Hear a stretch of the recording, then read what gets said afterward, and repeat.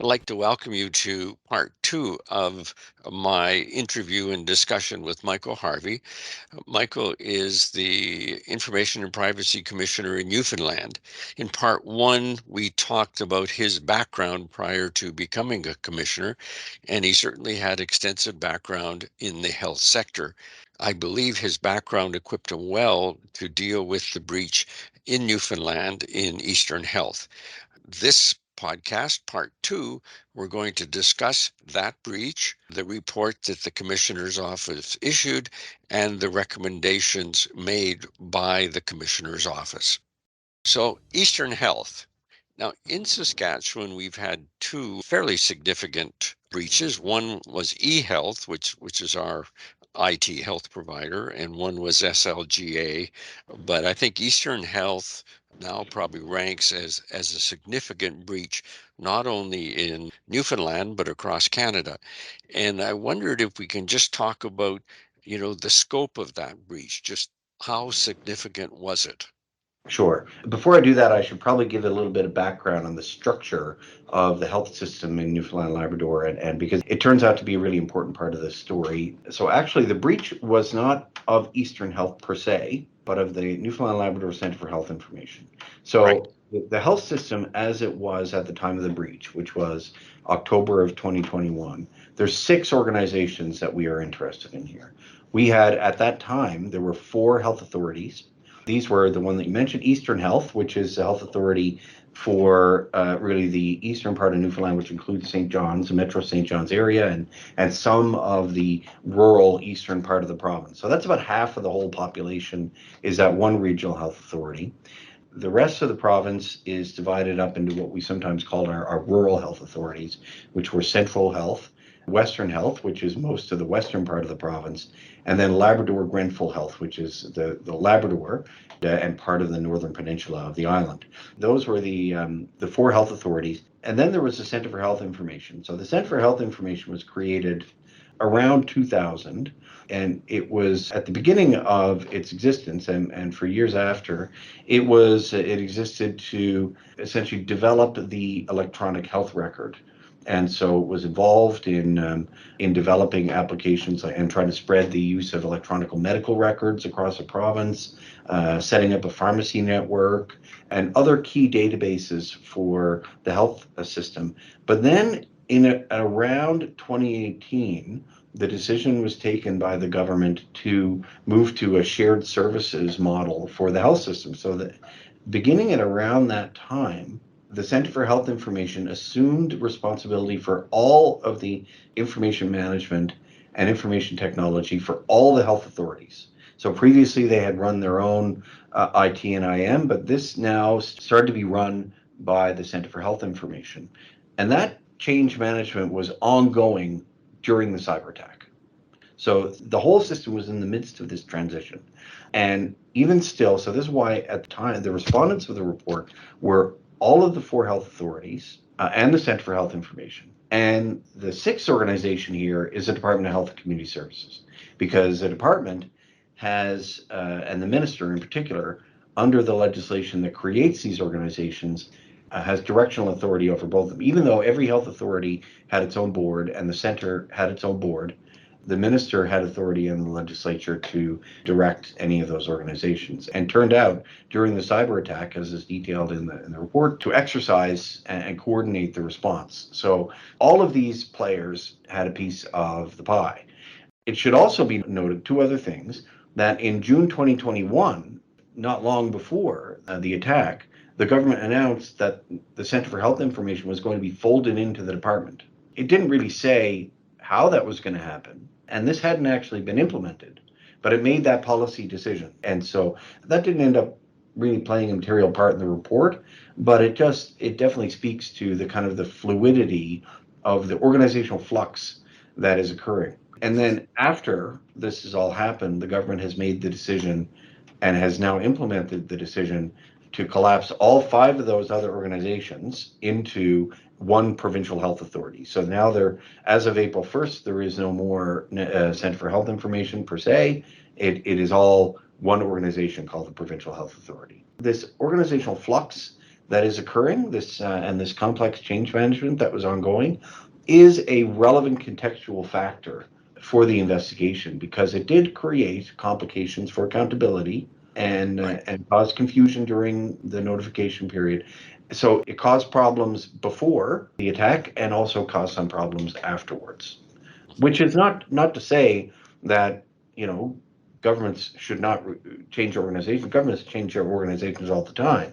But, you know, I think it's important, you know, certainly a key takeaway, and this isn't one of our findings, but I think it's a lesson, I think, that when governments engage in organizational change, they need to be aware of the risk that they're creating for things like cyber attacks. You know, Right. you don't launch into a change management without being aware that it consumes resources, it creates a stress on an organization, and it exposes it to risk. And this is one of these examples, I think. None of that is to answer your question, Ron, and I'm not trying to be evasive. So you asked a relatively simple question, and then I answered a different, more complicated question. I'd probably be a terrible lawyer. So I'll answer the simple question that you asked. Actually, does have a simple answer, and that is what's the scope of the breach. But I needed to answer the first question first.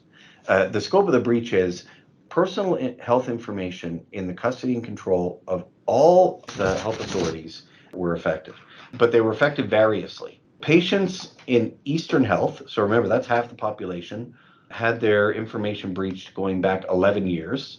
Patients in Central Health over 15 years. Patients of Labrador Grenfell over 8 years.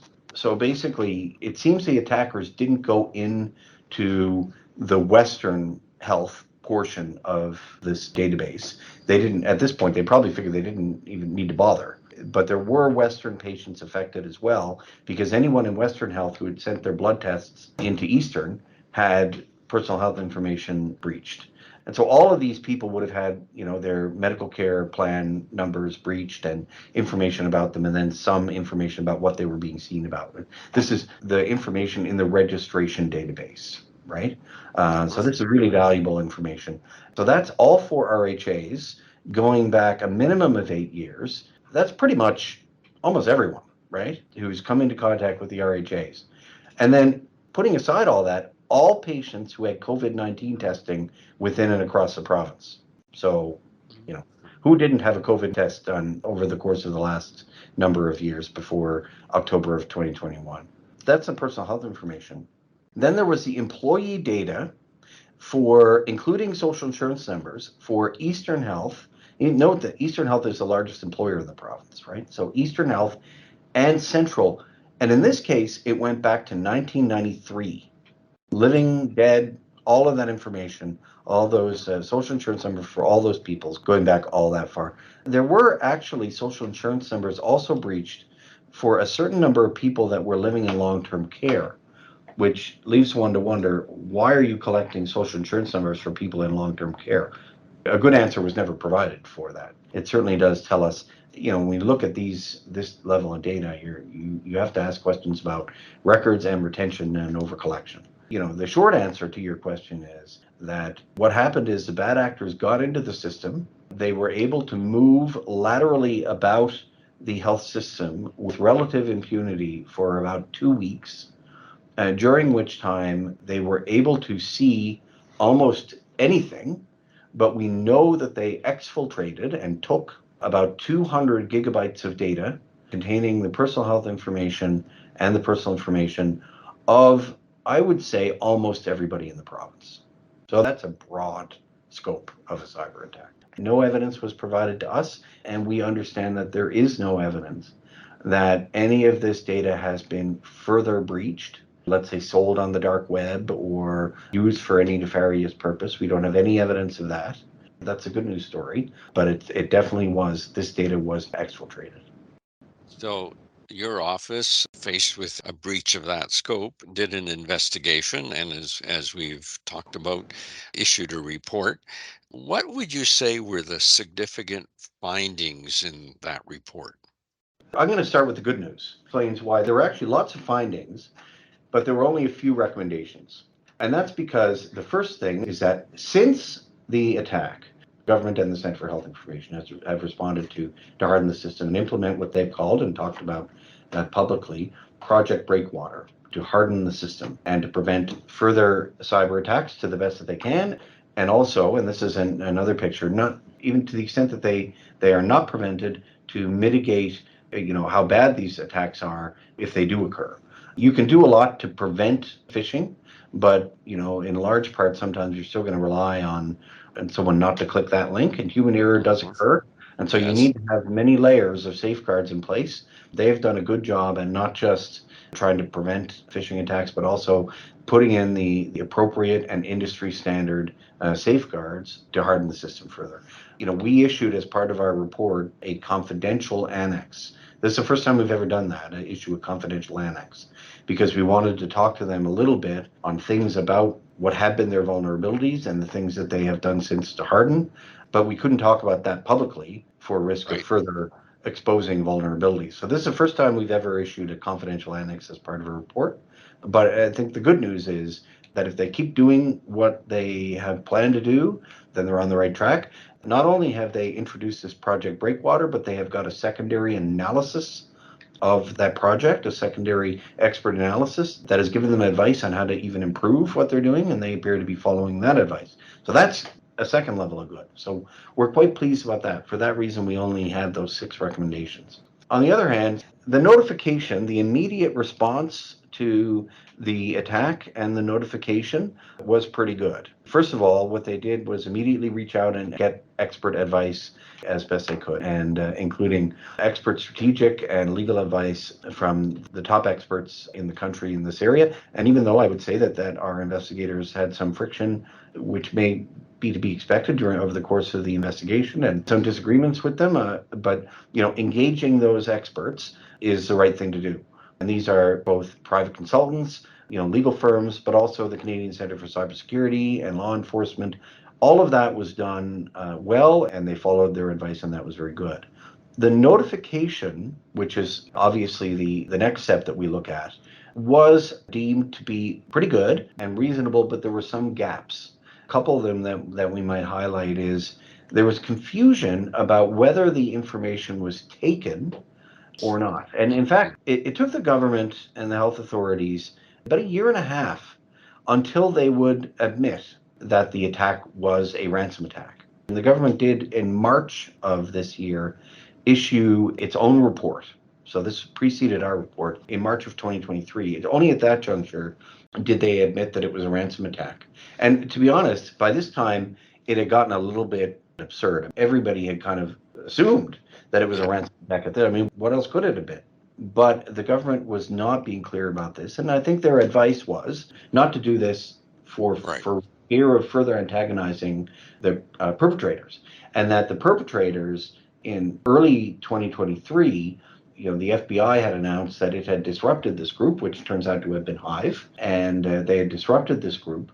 And now that this group was disrupted, they felt that it was safe to come out and say that it was a ransom attack. So we note that, first of all, Hive may have been disrupted, but there are cyber attackers all over the place, and it's not like Hive doesn't exist at all anymore, or that all of these individuals are in jail or something, but they may have been disrupted. So we query that. But we also look around elsewhere and find that public bodies in other jurisdictions are announcing and letting people know, when there's a ransom attack much earlier, and when the attack occurs. And this is material to the population. So this is relevant, how they understand the risk that their personal identification is being used. So it is material for people to be able to assess the risk that they're under, knowing what kind of bad actor is engaged, and whether or not they've exfiltrated data, what they're threatening to do with it, and those kind of things. So these are things that we felt should have been part of the notification, and we think that it was not appropriate and not a proper notification, not compliant with legislation, that they did not release this information until more than a year and a half later, until March of 2023. There were other aspects of the notification that were complex and confusing. So, of all of those people, like I mentioned before, almost everyone in the province was affected, but some people were affected differently than others. Some people had the social insurance number taken, but not others. Some people had, registration data, including, name, address, telephone number, and MCP number exfiltrated. Some other people had more detailed health information about them exfiltrated because Eastern Health had a network drive. I didn't mention this earlier, but Eastern Health had a network drive taken, which had more detailed personal health information on it. Those people got letters. So the employees and the people who were identified in the network drive, they got individual letters. But the letters came out, in various waves, because going through that network drive, we're talking millions and millions of lines of code. Eastern Health, in this instance, had to hire external consultants to do an assessment of all this, and it took a lot of time. Figuring out the employee data, that was also really complicated because, like I said before, we're talking about employees going back to 1993. So those people may have changed address or died, or figuring out who needed to be notified of all of that, of those people, that was very confusing as well. But I think the finding was they did their best, and what they did was reasonable, even though it was confusing. So that's another set of findings that, if I could summarize, its notification was pretty good and complex with some flaws, but under complex circumstances. But there were key gaps that should have been done differently. Three other findings I want to point to. One is, as I said before, there was a complex accountability situation that was arising from the change management with the implementation of shared services. And so NILCHI received a highly fragmented and inadequate security situation that it should have been managing and trying to bring all those IT and IM systems together and really put them under a coherent and secure setting. The change management that it was undergoing at the time really made this a challenge to do. And it was challenging both the fragmented and inadequate situation that they were inheriting, and to be honest, their response to it was both inadequate. And anyone who's been involved in a complex change management knows those kind of challenges are almost par for the course, but nevertheless not an acceptable par for the course because of the nature of the risk and the clear and present risk that the organization was aware of. The other thing that made it particularly unfortunate, Eastern Health, prior to shared services, had started to prioritize cybersecurity, but basically had to put their tools down once NILCHI assumed the responsibility for IT and IM from them. So that was an unfortunate consequence of the change management. So that's another key finding. NILCHI, even during this, even though it was faced with a real challenge, the resources that it put towards it were ultimately deemed to be only 3 people. And our experts and the Canadian Centre for Cybersecurity all judged this as a really grossly inadequate amount of resources to put towards cybersecurity. Another finding was that there were industry standards. Legislation says that custodians need to implement reasonable safeguards to keep the information safe. So when we try to assess that question, we ask ourselves, well, what is reasonable here? Our Act doesn't tell us what's reasonable. The Act is technologically neutral. So to determine what's reasonable, that can change over time. It can change based on the fact situation, right? So we asked ourselves, and our investigators asked ourselves, and we asked our technical experts that we hired, what are the industry standards? And we know that there are standards out there like NIST and ISO and so on. So we know that there are standards. What is actually being used in the healthcare sector in Canada? What is the norm across the country? What we found was, yes, there are these standards for cybersecurity. And yes, they are being used in the health system across the country. And yes, the center was aware of these standards, and we found that they were not up to standard. These were standards, they were industry standards, and the center was aware of them, and they were not up to standard. So that is a key finding of this report. Moreover, we found that the provincial government was warned about this. There was a briefing note that went in 2020, a year before the cyber attack. A briefing note went in that said, listen, we've had this assessment done of the cybersecurity situation. Here are these risks, and the provincial government did not respond to it. The Centre for Health Information has a statutory mandate, and it has a responsibility to discharge the statutory mandate, and it's guided by a board in doing that. But its resources come from the provincial government. And Mhm. in this instance, it warned the provincial government about this, and the provincial government did not respond. So those really were the key findings of the report. So, in canvassing those findings, you may have covered a bit of the next question, but I'll ask it anyway. And that is, in the report, it sort of acknowledges that many steps have been taken, which resulted in the need for fewer recommendations. Were there a couple significant steps that all the entities took in terms of addressing the issue that resulted in your office not having to make a recommendation on the matter?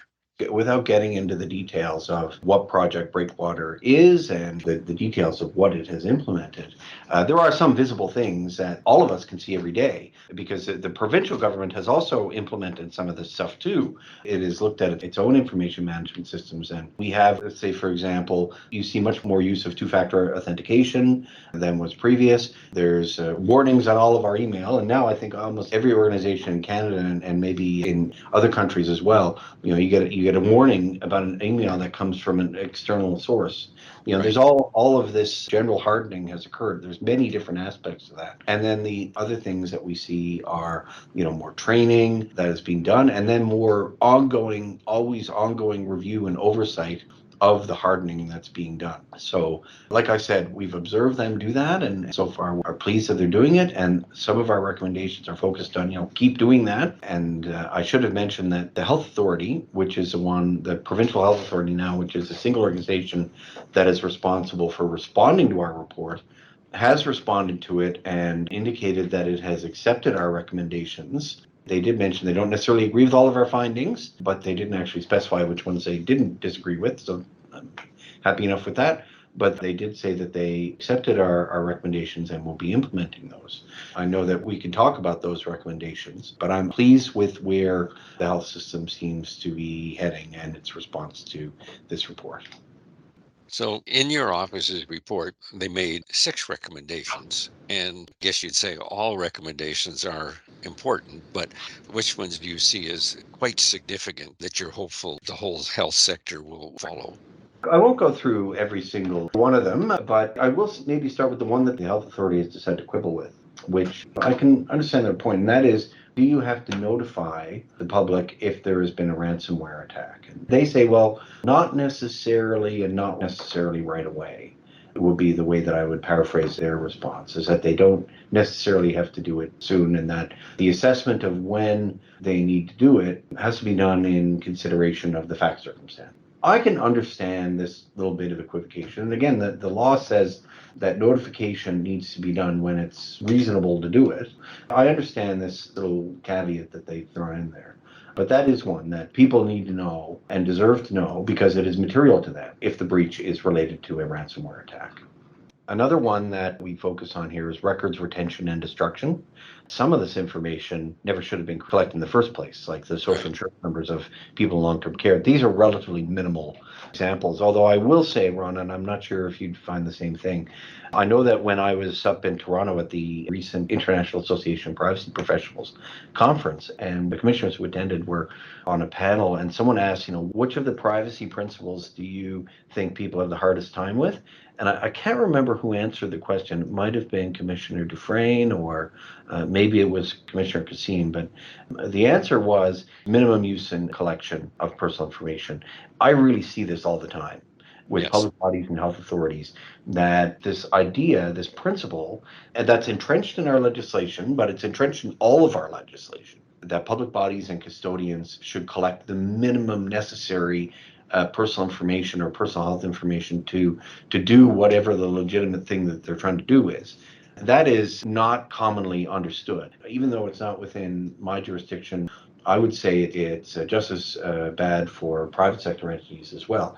Organizations want to. I mean, some organizations want to data mine, but even the ones that don't, I think their inclination is let's get as much data as we can.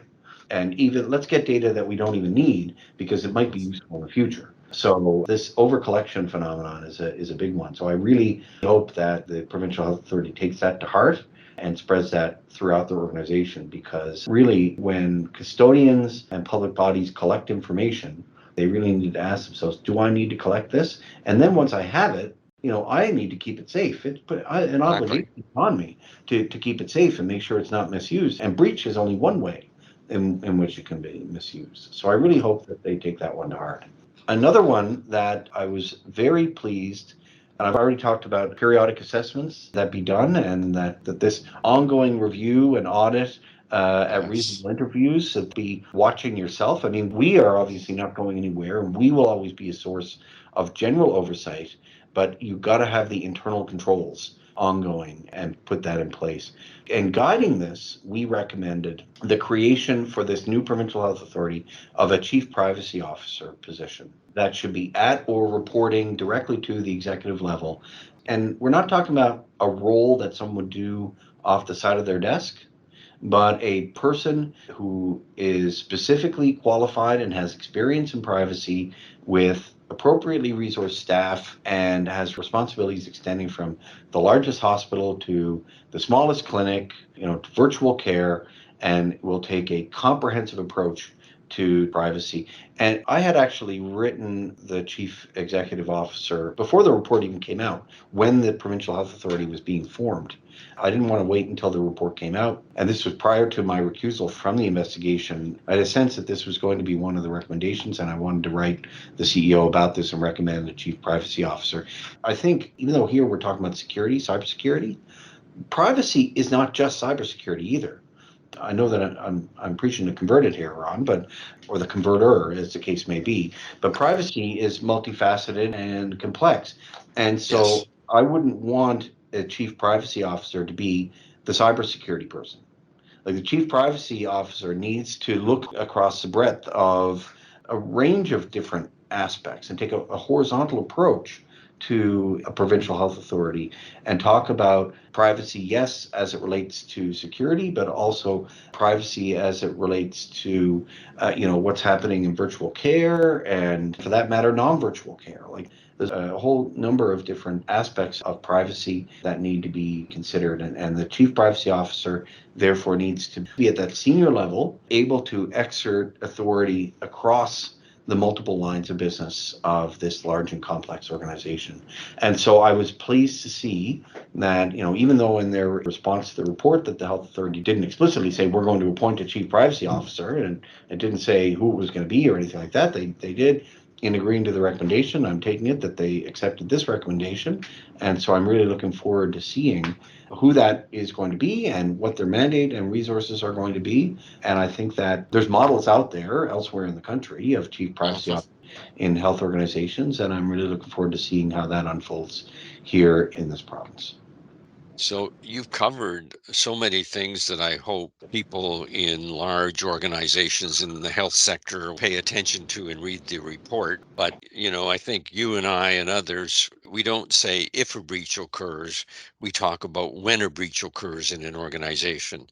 And from all of this, what advice, one or two things, would you say to health organizations across the country, or in fact, any organization across the country, in terms of what they should be doing or paying attention to in this whole privacy breach area or cyber breach area?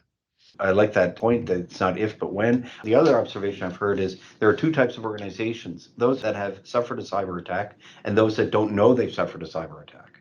Uh, so really the advice I got, and this isn't so much advice that I have, because I think we've kind of covered some of the lessons from our report, but some other advice that I've heard about cyber attack preparedness that I want to pass on that I think is really valuable and that has resonated with me by understanding what's happened here. The first thing I'd say is have a handbook. And so, there's one of these situations where you want it's almost like a go bag or something behind glass where you run to it and pick it up and say, okay, we've suffered a cyber attack. What do we do?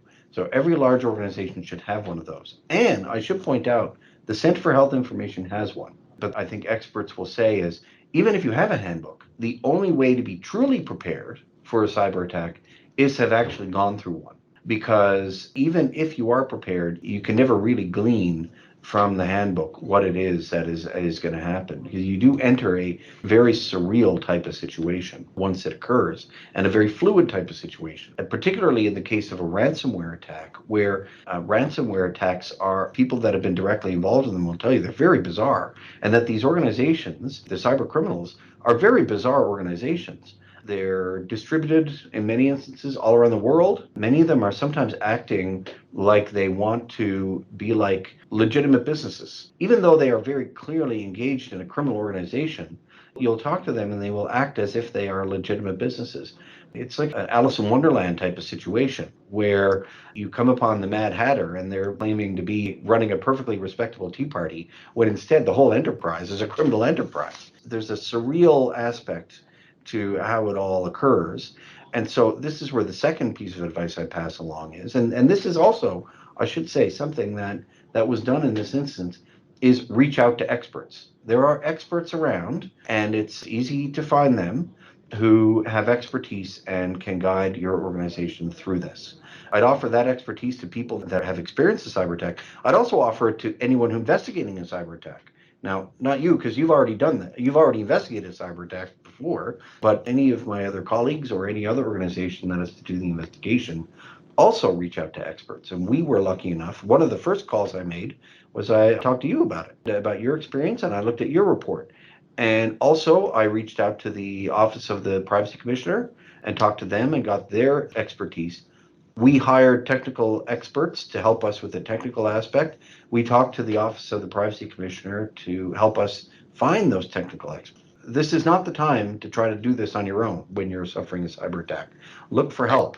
The last thing I would focus on is during the immediate aftermath of an attack, an organization is going to experience communication issues of a significant type.